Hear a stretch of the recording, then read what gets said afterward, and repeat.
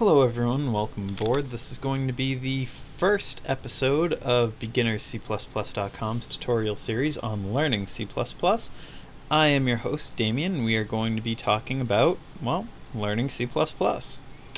So, the first thing I'm going to do is delete this, as that comes from an older project that I was working on. And I'm going to click on this button right here. It is the new project button, or apparently you can hit Control-Shift-N. We are going to select C/C++, and we are going to make a C/C++ application. We will be calling this CPP_Tutorial_1. And I'm just going to uncheck create main file and uncheck set as main project, as I won't be needing those. Then I'm going to come up to the top left and select new file. I'm going to come down to C++, and I'm going to select C++ source file. In this case, I'm going to name it, let's just call it Tutorial-1. And .cpp is already put in there, so that's all set. Okay, so now you might not have exactly this. I've screwed around with what it puts in here by default. You might have a couple of lines here. You can just go ahead and get rid of them. Now, with a blank file like this, we're afforded a lot of different things we can do. But I want to teach you guys how to make the following program. What we want is a program that says hello world, as that is the sort of programming paradigm. Everybody teaches a hello world very early on in their programming tutorials, so I figured that would be a good place to start. And then we're going to make two variables.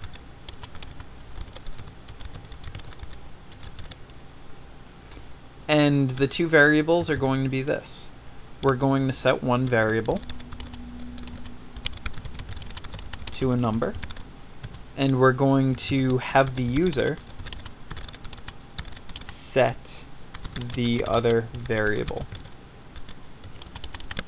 Then we're going to output everything.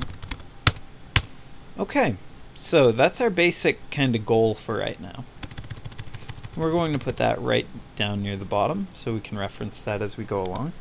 Now, the first part of basically any, really any programming language is known as includes. What includes are is some pre-made files that allow us to use certain libraries. We're going to be getting more into what libraries are and getting more into the different things that are within these libraries later on, so no need to rush that. Now, the name of the library we're going to be using is IOStream. Now, there's a lot of other libraries we can include, but for now we're starting off pretty simple. The next line, we're going to type using namespace std. And we're going to explain this a lot more later.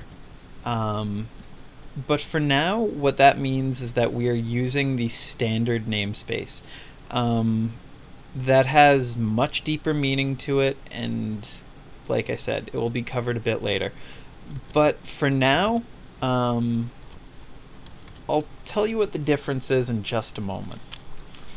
We're going to make something called int main. And what int main, followed by an open and closed set of parentheses, followed by a bracket, and a closing bracket as well. This is where the sort of meat and potatoes of our program is going to come in. This is going to be the main focus of our program. Anything in here is going to be used to calculate or process some kind of value for us. At least that's the general hope. Things might not always go as planned, but that's how it works. For now, we're going to simply type cout hello world. And that's pretty simple. As you can see, this right here will give us hello world. So again, very, very easy. Now, right before our closing brace here on int main, we're going to write return 0. And basically what this means is if nothing goes terribly wrong, we're going to simply return 0 and the program is going to end. We'll talk about why that is 0 later on. But for now, if we want, we can just compile this program. We can hit run project, and it goes through some G++ stuff. But as you can see, the output is hello world.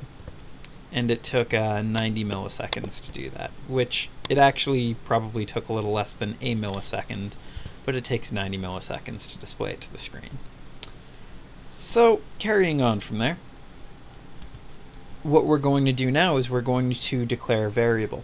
Now, for those of you who watched the logic section of this before, I did talk a little bit about different kinds of variables. And the different kinds of variables that I was talking about were ints, doubles, floats, characters, strings, booleans, and longs. Now, in this case, we're just going to use 2 integers because integers are very, very, very simple. And that's definitely a good part of their appeal. So we're going to make int, let's just call it a. We're going to set it equal to 0. Now, the reason why we set it equal to 0 is a practice known as initialization, meaning when we declare a variable, we give it a value. And the reasoning behind that is when we declare this variable, int a, that means that we're taking a piece of memory, and whatever value was in it is now being applied to a. So if I don't do anything here, and I try to just say cout a, as you can see, we get 0. It automatically became 0. But the problem with this is that's not going to happen every time.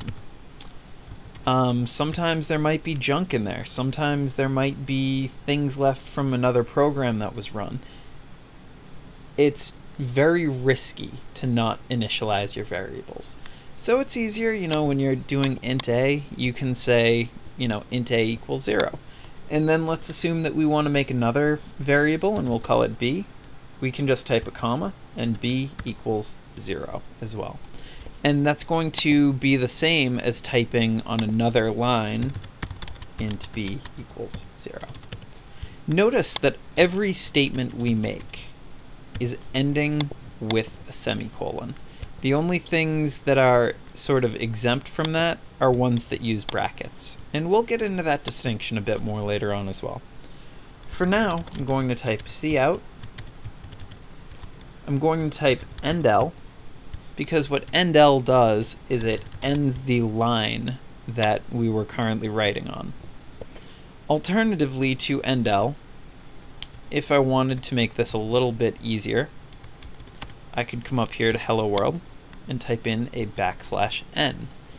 And what \n means is new line. So inside of this cout, I'm going to output a, and then I'm going to simply make a new line character. So in this case, if we were to run the program, you would see that we have hello world followed by a, which is equal to 0. Now if I were to change a and set it equal to 5 here, we would run this once again, and it would spit out 5. Now we can change that to any variable, but being able to just play around with variables is not very useful to us. What we want to do instead is we want to focus a bit more on taking in user input. And that's where C++ really shines. So let's tell the user that we want them to enter something.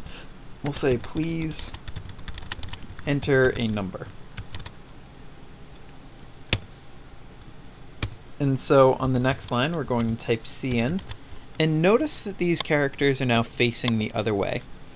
The way that you can think of this, I'll give you a quick little mnemonic device for it. Now, as you can see, when we want something to be output to the screen, we use cout, which means console out, or console output.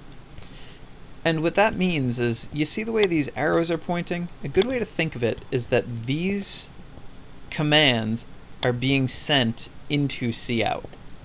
But when we want a user to put something into a variable, we do cin and then point towards the variable.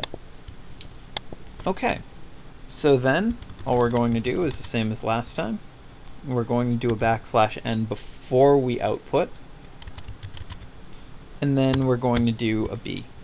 And the reason why these can't be together, why I can't just do b, is because anything in quotation marks is treated exactly that way. If we were to just do this wrong, well, actually, let me explain this a bit better.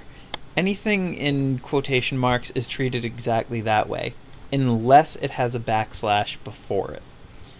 The reason behind that we'll get into a bit later, but for now, we'll just refer to them as special characters. The \ is known as an escape character. And again, we'll talk about that more. But for now, we give this a good compile, and it says please enter a number, and it waits for us to do so. So let's say 10. And when we run that, it outputs the number 10 down below, as we did right here. So for now, I think that's going to do it for this. I've shown you guys the very basics. It's a simple hello world. We've talked a little bit about variables, and we've seen what int can do.